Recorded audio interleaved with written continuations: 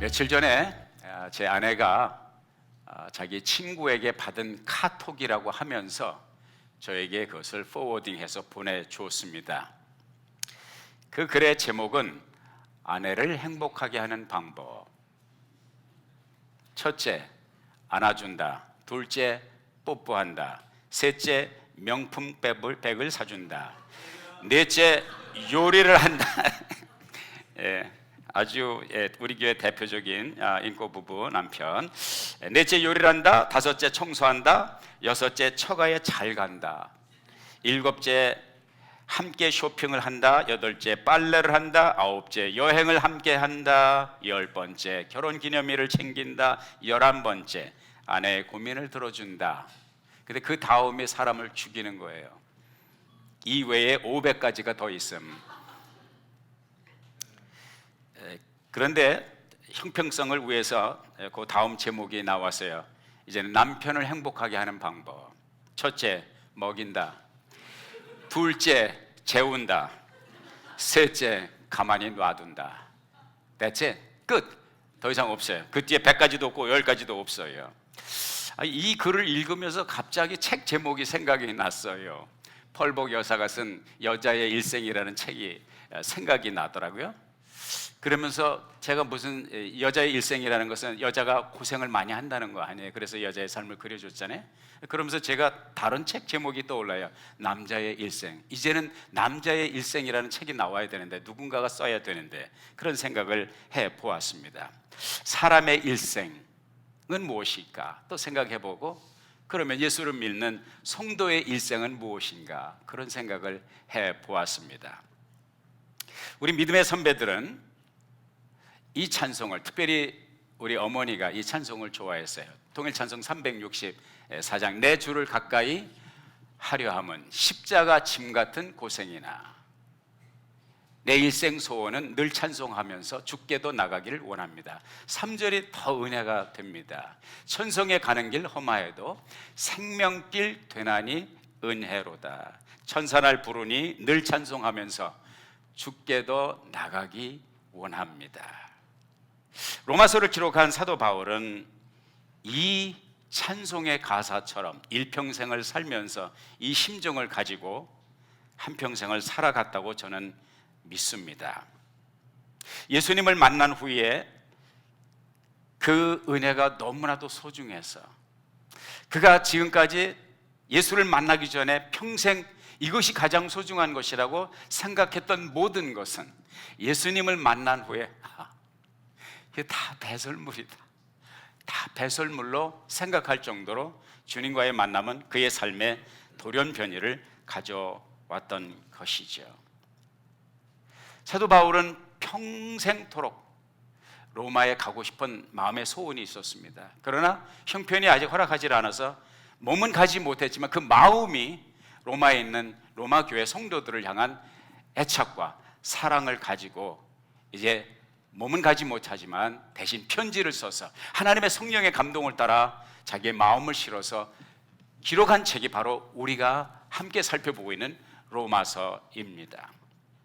로마서에서 애정어린 사랑이 듬뿍 담긴 이 로마서에서 사도 바울은 사실은 그 누구도 하기 쉽지 않은 어려운 말을 합니다. 그 말은 뭐냐? 인간의 죄에 대해서 얘기를 합니다. 요즘은 말할 것도 없고 옛날이나 동서고금을 막론하고 누구도 자기의 죄에 대해서 지적하는 그 말을 좋아할 사람 없고 그 사람을 좋아할 사람이 없습니다. 죄라고 하는 것은 타부시되고 있습니다. 죄라고 하는 단어 자체가 사라져가고 있습니다. 사람의 삶의 반경에서. 아니, 세상에서뿐만 아니라 교회 안에서도 죄를 지적하기가 두렵고 죄를 지적하는 것을 모든 사람들이 거의 혐오 수준에 이를 정도로 죄에 대해서 알레르기 반응을 일으킵니다. 그럼에도 불구하고 사도 바울은 주저없이 그가 사랑하는 사랑의 대상, 그리워했던 로마 교회 성도들에게 담대하게 죄에 대해서 지적을 합니다. 그들의 죄를 지적할 뿐만 아니라 사도 바울은 자기 자신이 죄인이라고 얘기를 합니다. 자, 1장에서 우리가 만나는 사도 바울의 전언은 무엇인가? 세상 사람들이 죄인이라는 것이요, 예수 안 믿는 사람, 율법도 모르는 사람, 이방인들 죄인이라는 거죠. 두 번째 장에서 율법을 받은 당신들은 다를 것이 있는가? 똑같이 죄인이라는 거죠. 3장에서 통틀어서 다 죄인이라는 것이죠. 그러나 다행히도 로마서 3장 24절에 있는 거예요. 23절에 모든 사람이 죄를 범하였으며 그러나 24절에서 하나님의 은혜로 말미암아 예수 그리스도의 은혜로 값없이 의롭다 함을 얻은 자 되었다고는 희망의 메시지가 잠깐 비추게 반짝입니다. 그러면서 4장에서 뭐라고 이야기를 하냐면 당신들이 그토록 존경하고 사랑하고 흠모하는 믿음의 조상 아브라함도 그랬고 여러분들이 성군이라고 말하는 다윗 왕도 역시 율법으로 말미암는 의가 아니라 하나님의 은혜로 우리 주 예수 그리스도의 은혜로 의롭다함을 입었고 죄인의 자리에서 의인의 자리에 이르게 되었다. 로마서 5장 8절에서 그렇게 말합니다. 이 모든 것의 발로 시발점은 하나님의 사랑이라는 것이죠. 우리가 아직 죄인 되었을 때 그리스도께서 우리를 위하여 죽으심으로 하나님께서 우리에게 대한 자기의 사랑을 확증하셨느니라. 그런데 거기까지는 좋은데 7장에서 사도 바울의 고민이 있는 거죠. 사도 바울의 고민이에요. 내가 예수의 은혜로 말미암아 구원받았고 내가 예수의 은혜로 말미암아 고린도후서 5장 17절에 말씀하고 있는 그런 적 누구든지 그리스도 안에 있으면 새로운 피조물이라. 보라 이전 것은 지나갔으니 보라 새 것이 되었도다. 예수 안에서 새 사람이 되었고 예수 안에서 하나님의 자녀가 되었는데 막상 삶을 살려고 하다 보니까 하나님의 뜻대로 살려고 하다 보니까 여기에 뭔가 심각한 문제가 있는 것을 발견하게 되죠. 그건 무엇입니까? 하나님의 뜻대로 살고자 하고 하나님의 의를 하고자 하고 하나님의 말씀대로 하나님의 계명대로 살고자 하는 자기 안에 자기도 모르는 또 다른 세력이 있다는 것이죠. 그 또 다른 세력은 올라가려고 몸부림쳐도 이 지구의 중력의 법칙이 그래비티가 땅에서 자꾸 잡아당기는 것처럼 하나님의 그 저 높은 곳을 향해서 올려가려고 하는데 자꾸 죄된 속된 세상으로 끌어당기는 그 힘이 있다는 거죠. 그걸 갖다가 무엇이라고 표현하냐면 사망의 몸이라고 표현을 했습니다. 그래서 결정적으로 로마서 7장 23절이죠 24절 사도 바울이 이런 고백을 해주고 있습니다. 24절 오호라 나는 곤고한 사람이로다. 누가 이 사망의 몸에서 나를 건져내랴. 여기서 이 사망의 몸이라는 것을 지난번에 우리가 잠시 살펴보았지만 복습하는 차원에서 옛날 고대 사도 바울이 이 책을 집필할 당시의 문화권에서 많은 곳에서 살인죄를 범한 사람 그 사형수를 사형시키는 방법 가운데 하나가 이 살인 죄수가 죽은 사람의 시신을 이 사람을 죽인 죄인에게 묶어서 도저히 끊을 수 없는 끈으로 단단한 밧줄로 묶어서 이 시신이 썩어갈 때 함께 이 사람이 죽고 시신이 썩어가는데 입과 입을 코와 코 눈과 눈을 맞대고서 칭칭 감아서 이 시신이 다 부패되는데 죽을 수밖에 없지 않겠습니까? 같이 죽어가는 사도 바울이 이 사망의 몸에서 누가 나를 건져내려 할 때 이 사망의 몸은 바로 그 그림 언어를 가지고 얘기하는 거예요. 그 사망의 몸은 다른 것이 아니라 자기 안에 있는 자기 내면에 있는 자기 육신에 있는 죄성, 어찌할 수 없는 죄성, 평생을 끌어안고 가야 되는 이 죄성을 발견하면서 야 이거 진짜 괴롭다. 오라 나는 곤고한 사람. How wretched I am. How miserable my life is. 사도 바울이 하나님의 뜻대로 살고자 하는 이 거룩한 성품, 예수 그리스도의 성품, 그러나 그것을 끊임없이 잡아당기고 땅으로 지옥으로 끌고 가는 자기 안에 있는 그 죄성, 이 양쪽의 간극 속에서 갈등을 느끼면서 이러한 결정적인 절정에 달하는 통안의 고백을 하게 되죠. 사도 바울의 이 편지가 로마서가 여기 7장 24절에서 끝났다면 사도 바울은 절망이죠.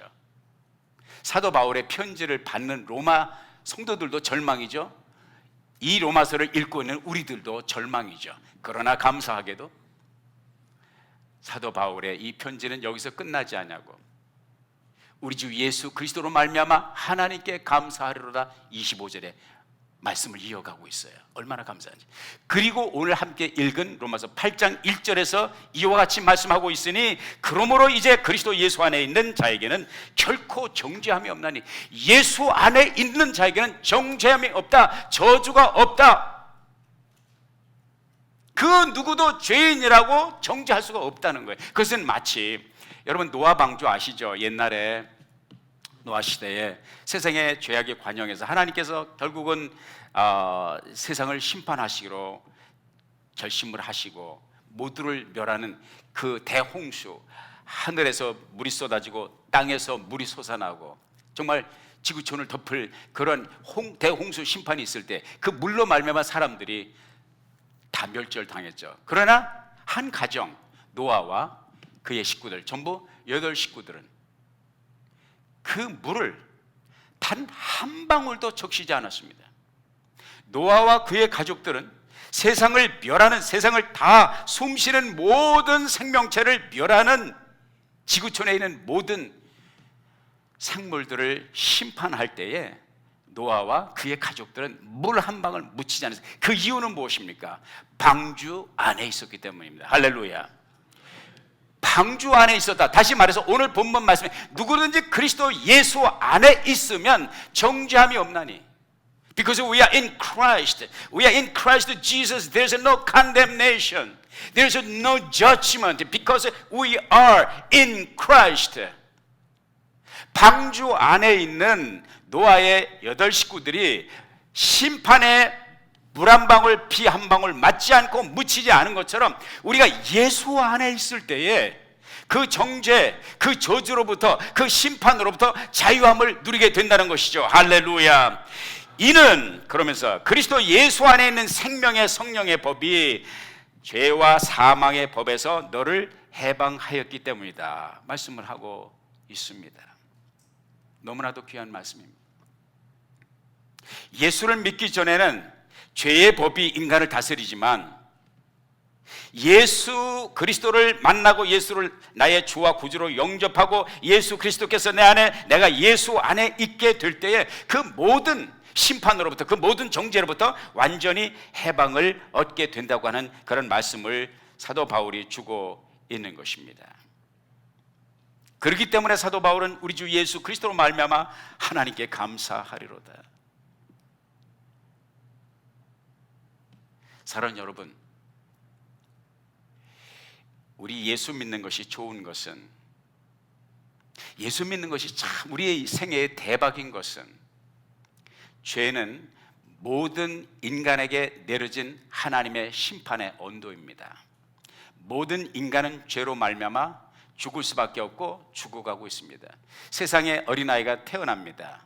이 어린아이가 태어난다는 것은 그때부터 카운트다운이 시작되는 것입니다. 무슨 카운트다운? 죽을 날을 카운트다운 하고 있는 거죠. 이것이 왜 그렇습니까? 사람은 왜 죽기 위해서 태어나는 것입니까? 살기 위해서 태어나지 않고 죽기 위해서 태어났다고 어떤 분은 얘기를 합니다. 왜? 이 모든 것이 죄 때문인 것이죠. 죄의 삭선, 로마서 6장 23절에 죄의 삭선 사망이라고 분명히 말씀하고 있어요. 하나님께서 인간들에게 율법을 주셨어요. 그 율법은 너무너무 좋은 것입니다. 율법은 삶의 가이드라인입니다. 율법은 삶을 풍요롭게 하기 위한 하나님께서 우리들에게 주신 하나님의 생명과 하나님의 은혜 속에서 살 수 있는 삶의 가이드라인으로 하나님의 말씀 율법을 주셨습니다. 그런데 사도 바울이 7장에서 뭐라고 하냐면 6장 7장에서 계속 말씀하시는 것이 나를 살려야 될 율법이 나를 살리는 것이 아니라 나를 죽인다. 그래서 사망의 법이라고 했어요. 죄와 사망의 법, 그것이 뭐냐? 율법이라고 그랬습니다. 여러분에게 여쭤봅시다. 이 실내 온도, 지금 실내 온도 적정 온도 편안하십니까? 예, 웬만하면 그냥 예라고 대답을 해주시면 수고하는 분들에게 도움이 되겠습니다. 이 적정한 실내 온도는 무엇이 이 적정한 실내, 밖이 춥든지 덥든지 이 실내 온도를 적정하게 맞추는 것은 무엇입니까? 물어봅시다. 온도계입니까? 온도계가 이 실내 온도를 적정선으로 맞춥니까? 아닙니다. 온도계는 실내 온도를 높이지도 못하고 낮추지도 못합니다. 이 실내 온도를 여러분과 제가 쾌적하게 느끼는 그 온도, 적정 온도로 만드는 것은 서머스탯입니다. 여기 보면 서머스탯이 있어요. 온도 조절기가 있습니다. 온도계가 아니라 온도 조절기가 우리가 원하는 적정선의 온도를 맞추게 하기 위해서 필요하면 히터를 돌리고 필요하면 에어컨을 돌립니다. 이것이 온도계와 온도 조절기의 차이입니다. 하나님이 인간들에게 율법을 주셨습니다. 이 율법은 무엇입니까? 온도계입니다. 온도 조절기가 아니에요. 온도계입니다. 온도계는 추면 춥다, 더우면 덥다. 의인은 의인이다, 죄인은 죄인이다. 그런데 이 온도계와 같이 주어진 하나님의 말씀 율법이 우리 인간을 통틀어서 총칭하여 무엇으로 정죄하고 있느냐? 모든 인간이 죄를, 모든 사람이 죄를 범하였으면 하나님의 영광에 이르지 못했더니 모든 인간을 죄의 저주 아래 언도를 하게 되는 것이죠. 그래서 사도 바울이 말하기를 율법은 좋은 것이지만 인간이 연약하여 그 율법이 이룰 수 없는 것을 하나님께서 하셨으니 그 하나님께서 죄 없는 아들 예수 그리스도를 인간 세계에 보내주심으로 인간 세계에 오셔서 우리와 동일한 삶을 살면서 우리와 동일한 육신을 가지고 있으면서도 죄는 일양 없으신, 일양 미쁘신 삶을 사신 완벽한 예수 그리스도의 그 의인으로서 죄인된 우리를 위하여 십자가를 지심으로 말미암아 우리의 죄를 담당하시고 우리의 모든 죄를 걸머지시고 우리의 빚을 갚아주셨으니 마지막 운명하실 때 다 이루었다, 테텔레스타이, paid in full, 너의 빚은 다 갚았다. 빚쟁이가 남의 빚을 갚아줍니까? 부자가 남의 빚을 갚아줍니까? 빚쟁이는 남의 빚을 못 갚습니다. 자기 빚을 갚아야지. 자기 빚도 못 갚는데 어떻게? 이 세상에 태어난 수많은 사람들이 왔다 갔지만은 인간은 성경이 모두 죄인이라고 규정하고 있습니다. 죄인은 죄인을 구속할 수가 없습니다. 오직 한 분 의인이신 예수 그리스도만이 인간을 구속할 수 있는 퀄리피케이션, 그 자격 요건이 갖추어진다는 것이죠. 율법이 온도계처럼 실온을 맞출 수 없지만은 그 아들 예수 그리스도께서 오셔서 우리의 죄값을 지불하시고 우리를 의인으로 만들어 주셨다. 그렇기 때문에 죄의 일생 종로로 타면서 일생을 살 수밖에 없는 인간, 죄의 이제 중독이 되어버린 인간, 원죄로 말미암아 어쩔 수 없이 죄의 종로로, 죄의 노예로 살 수밖에 없는 인간을 하나님께서 해방시키셨다. 어디에서? 죄의 종로로 타는 데서 해방시키셨다. 그래서 우리는 예수 안에서 자유함을 얻었다는 것이죠. 자유함을 얻은 이 자유는 무엇을 위한 자유냐? 죄를 위한 자유가 아니라 의를 위한 자유, 죄의 종로로 타기 위한 자유가 아니라 하나님의 종, 의의 종으로서 살고자 하는 자유를 하나님께서 부여해 주셨습니다. 그래서 우리 인간에게 선택권이 주어졌습니다. 우리는 지난주에 우리가 이제 중독에 대해서 말씀을 드렸습니다. 중독에 걸린 사람은 선택할 수 있는 능력이 없습니다. 중독에서 벗어난 사람이 그것이 알코올 음료든 그것이 흡연이든 그것이 마약이든 먹을 수도 있고 안 먹을 수도 있고 마실 수도 있고 안 마실 수도 있고 필 수도 있고 안 필 수 있는 선택권이 있습니다. 예수 그리스도 안에서 구속의 은혜로 말미암아 우리가 죄의 종로로 탔던 데서 해방되었습니다. 왜? 우리 안에 하나님의 새 생명이 들어왔기 때문에, 우리 안에 그리스도의 영이 들어왔기 때문에. 그런데 오늘 사도 바울이 우리들에게 하시는 말씀은 무엇입니까? 4절 말씀에 보니까 육신을 쫓지 않고 그 영을 쫓아 행하는 우리에게 율법의 요구를 이루어지게 하려 하심이라. 우리가 자유의 몸이 된, 자유의 스테러스를, 신분을 얻은 우리 성도는 두 가지 옵션이 있다는 것이죠. 하나님의 영의 인도하심을 받든지 아니면 여전히 옛사람으로 돌아가서 옛 육신, 여기 이제 로마서 8장에 보면 두 가지 아주 대조적인 단어가 계속해서 반복되어 나오는데, 하나는 영이라는 단어 혹은 성령이라는 단어가 22번 반복해서 나옵니다. 이것은 헬라어로 푸뉴마라고 합니다. 푸뉴마, 히브리어로 루아흐. 하나님께서 영을 불어넣으셨을, 생기를 불어넣으실 때 루아흐, 사람의 코에 생기를 불어넣어요. 루아흐. 신약에서는 성령이 오순절 마가의 다락방에 임하실 때 그 영이 뭐냐? 푸뉴마, 같은 말입니다. 이 영과 또 성령이라는 단어가 이 8장 한 장에 22번이 반복되고 있습니다. 그리고 그와 반대되는 개념의 또 다른 단어가 나오는데, 하나는 육이라고 하고 또 혹은 육신이라고 하는 단어, 헬라어로 사르크스라고 하는 단어가 13번 나고요, 몸이라는 단어가 14번 나옵니다. 계속해서 절절히 반복되는 영과 육신을 대조적으로 교호하면서 이제 사도 바울이 나열하고 있습니다. 그것은 무엇입니까? 저와 여러분이 예수 믿는 사람으로서 선택할 수 있는 선택의 여지가 두 가지, 하나는 영이고 하나는 육신이라는 것이죠. 영은 신령한 것이고 하나님께 속한 것이고요, 하나님의 성령의 일이고, 육신은 무엇이냐? 우리 옛사람, 이 몸을 말하는 것이잖아. 이 몸이 요구하는 하나님의 성령의, 하나님의 거룩한 신령한 세계가 아닌 육신의 요구를 따라서 무엇을 먹을까, 무엇을 마실까, 무엇을 입을까, 세상의 명예와 세상의 욕심과 이제 갈라디아서에 보면은 그런 말씀이 기록되어 있습니다. 고린도 아까 후서 5장 17절에 제가 인용의 말씀 있죠. 그런 적 누구든지 그리스도 안에 있으면 새로운 피조물이라, 이전 것은 지나갔으니 보라 새 것이 되었도다. 그 이전 것은 무엇입니까? 육신에 속한, 육신의 종로로 타는 그런 삶을 가리키고 있습니다. 그러나 우리 사도 바울이 갈라디아서 5장 19절부터 21절에 보면 이런 말씀을 하고 있어요. 지금 육신이, 성경이 로마서 8장에서 말씀하고 있는 육신 혹은 육체가 무슨 뜻이냐, 그 이해를 돕기 위해서 제가 말씀을 드립니다. 육체의 일은 현주 안에 곧 음행과 더러운 것과 호색과 우상 숭배와 술수와 원수를 맺는 것과 분쟁과 시기와 분냄과 당짓는 것과 불리함과 이단과 투기와 술취함과 방탕함과 또 그와 같은 것들이라. 이것이 육에 속한 것이, 이게 육성이라는 것이죠. 그러니까 우리가 예수 믿어서 신앙생활을 하는데 이 두 개의 간극 사이에 우리가 껴있단 말이에요. 옛날에는 신령한 것은 없어. 오직 죄의 번복이 돼서 중독이 된 사람처럼 죄를 물 마시듯이 죄를 짓지 않고는 살 수 없는 그런 죄의 노예의 신분이었지만, 예수 그리스도의 은혜로 말미암아 거기에서 우리를 해방시켜 주셨어요. 이런 객관적인 입장에서 육신으로 돌아갈 것이냐, 영의 세계에 인도를 받을 것이냐 선택할 수 있는 선택권이, 선택의 자유, 프리덤이 우리에게 주어졌다는 것이죠. 사도 바울이 뭐라고 말씀하냐면, 이런 것들을 행하는 자는 하나님의 유업을 받지 못하는 자, 육신을 쫓는 자는 영의 일을 생각하지 아니하고 영의 일을 생각하는 사람은 육신의 일을 생각하지 않는다, 그런 말씀을 해주고 있어요. 육을 쫓지. 자, 5절 말씀에 보면, 육신을 쫓는 자는 육신의 일을, 영을 쫓는 자는 영의 일을 생각하느니 육신의 생각은 사망이요 영의 생각은 생명과 평안이니라.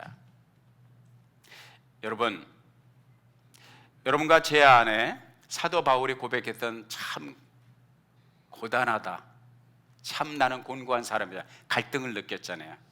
그럼에도 불구하고 사도 바울은 예수 그리스도 안에서 하나님 앞에 감사할 수 있었던 것은, 사도 바울 안에 있는 하나님의 성령께서 사도 바울을 어디로 이끌고 가시고 있느냐, 영의 세계로 이끌고 가시고 계시단 말이에요.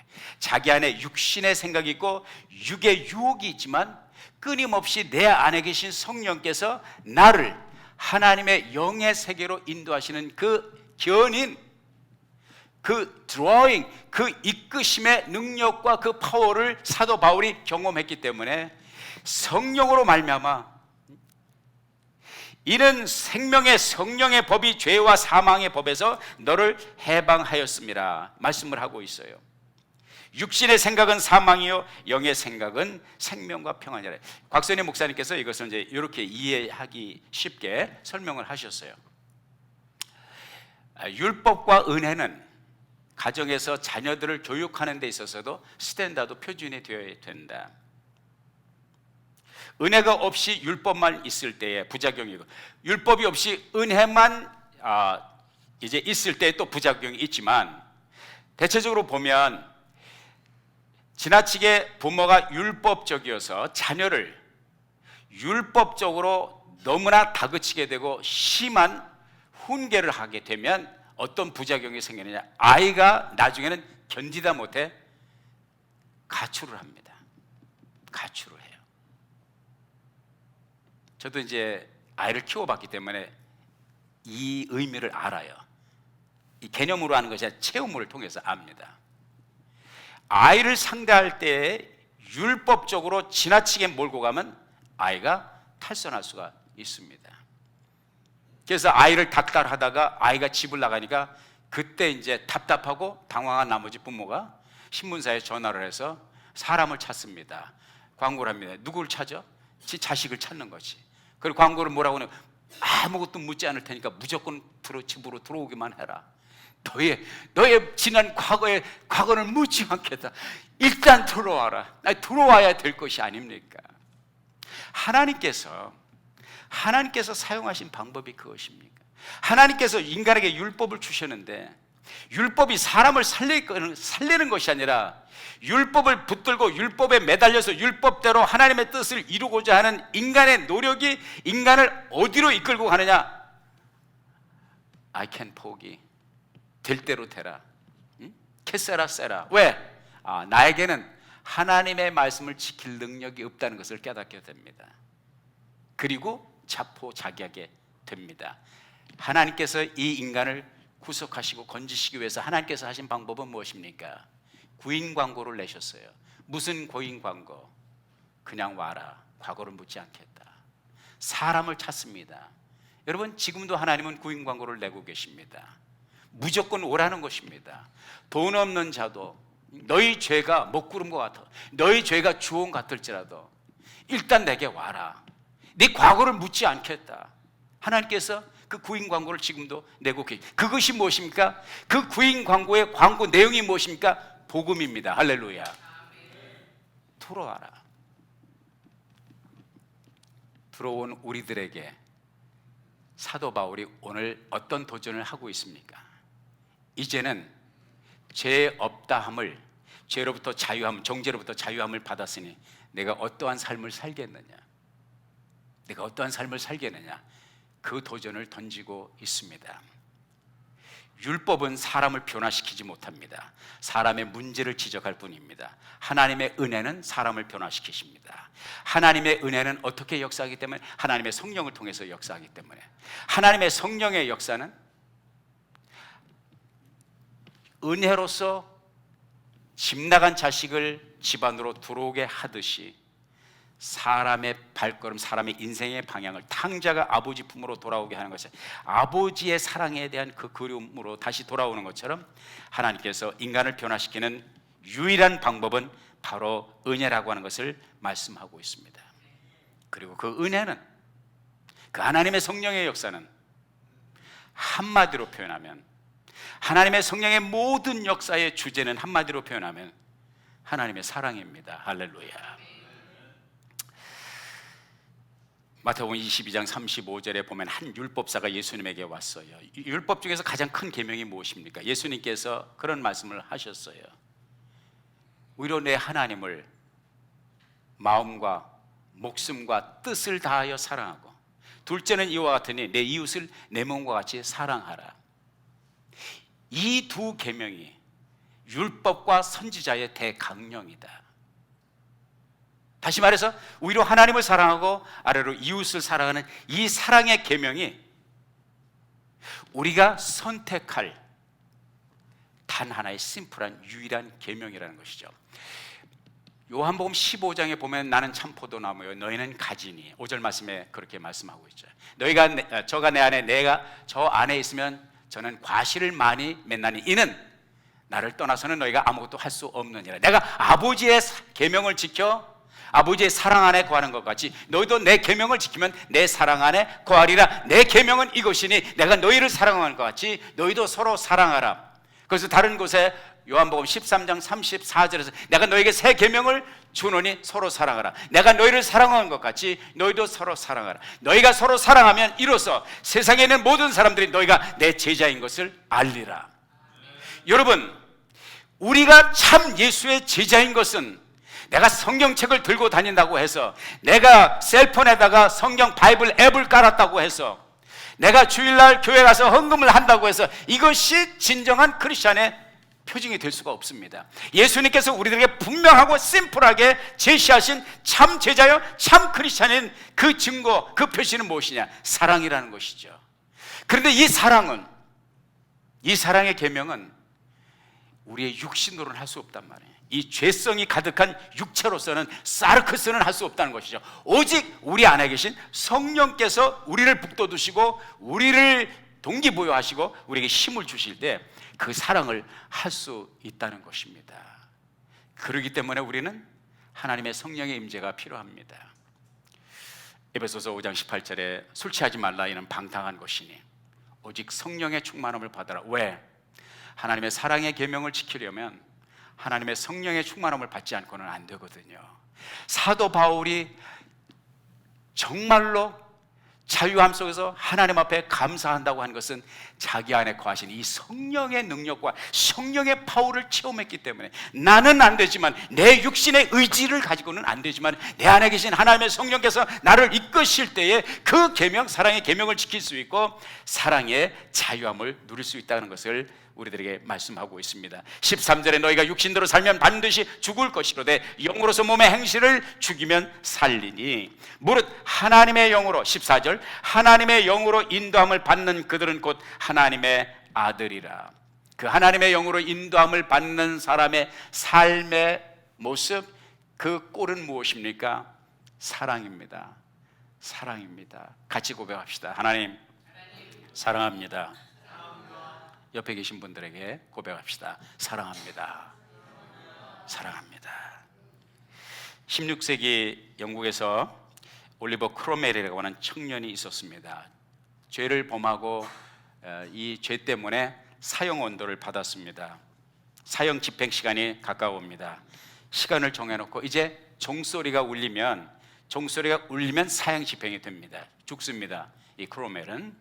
그런데 시간이 지나도 종소리가 울리질 않아요. 참 이상하다. 아무리 기다려도 종소리가 울려야 사형 집행을 하는데 종소리가 울리지 않으니까 병사 중에 한 사람이 궁금해서 종탑에 올라가 보니까 한 처녀가 그 종에 종추에 매달려 있어요. 피투성이가 돼가지고. 왜? 이 처녀는 이 사형수의 이 크로멜의 약혼녀였습니다.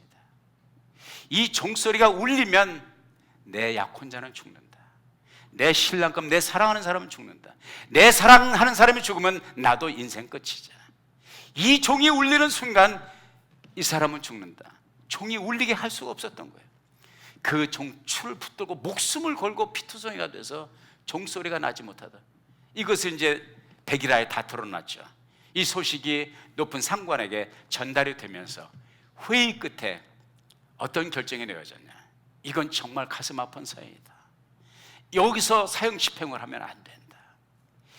이놈은 죽을 죄를 졌지만 이 사랑하는 여인의 죽도록 희생하는 이 사랑의 마음을 보아서 죄를 탕감해 주자. 그리고 죄가 탕감받고 나중에는 석방이 돼서 두 사람이 결혼을 해서 해피엔드예요. 우리는 다 사형 언도를 받은 사람들입니다. 그러나 우리를 도저히 죽일 수 없었던, 우리가 죽는 것을 도저히 보실 수 없었던 우리 주님은 자신의 몸을 던져서 이 율법의 언도, 율법의 집행을 막기 위해서 이 약혼녀가 자기 몸을 던져 피투성이가 된 것처럼 우리 주님은 십자가에 자신의 몸을 던지셔서 우리의 사형 집행의 언도의 순간을 영원히 멈추게 하기 위해서 하나님의 심판의 줄을 붙잡고 자기의 생명을 던져서 우리를 구원하신 이것이 무엇입니까? 이것이 하나님의 사랑입니다. 이 하나님의 사랑으로 우리를 감동하시고 우리를 이끄시고 율법에 매여서가 아니라 하나님의 사랑에 이끌려서 하나님이 원하시는 율법 이상의, 율법은 이는 이로 눈은 눈으로 갚으라고 했지만은 우리 주님께서 보여주신, 성령께서 우리들에게 가르쳐 주시는 사랑은 무엇입니까? 원수를 사랑하라. 너를 핍박하는 자를 위하여 기도하라. 율법과 우리 성령의 이끄심은 전혀 차원이 다른 것입니다. 그렇기 때문에 성령의 이끄심을 받는 자들은 율법으로부터 완전히 해방이 됐다는 거예요. 왜? 율법 차원과 성령의 차원은 전혀 다른 거거든요. 율법 때문이 아니라 하나님의 성령의 사랑에 이끌림을 받아서 로마서는 말씀하고 있습니다. 하나님을 사랑하는 자, 이웃을 사랑하는 자는 이웃에게 해를 끼치지 않는다고 그랬습니다. 무슨 말입니까? 구약 성경에는 이웃에게 해를 끼치지 말아라. 신약 성경에서 우리 예수님께서 또 성령께서 가르쳐 주신 것은 사랑하라. 전혀 다른 것이죠. 사랑하는 여러분, 여러분과 저에게는 선택의 초이스가 있습니다. 육신을 따라 살 것인지, 하나님의 성령의 이끄심을 따라 사랑의 길을 갈 것인지.